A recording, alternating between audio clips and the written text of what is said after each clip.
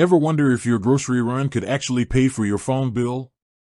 I've been using the Rogers Red World Elite MasterCard for a while now, and if you're a Rogers, Fido, or Shaw customer, the math on groceries is honestly hard to beat for a no-fee card.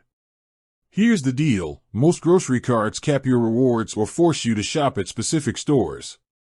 With this card, I get a flat 2% cash back on every single grocery trip, whether I'm at Loblaws, Sobeys, or even Costco, which is a huge win since Costco only takes MasterCard.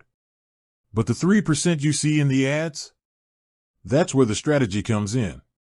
You don't technically earn 3% at the terminal. You earn 2%, but when you go into the Rogers Bank app to redeem those rewards against your Rogers or Fido bill, they give you a 1.5x redemption bonus. So, if I spend $500 on groceries, I earn $10 in rewards. If I use that $10 to pay for my internet or mobile bill, it instantly becomes $15.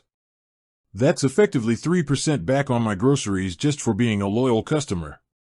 If you aren't a Rogers customer, you're looking at a base of 1.5% on the World Elite or 1% on the standard Red card.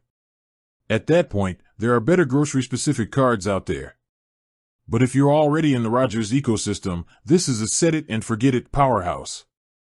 No categories to track, no limits on how much you can earn, and it covers the one thing we all spend the most on: food. With that said, thanks for watching, and until next time.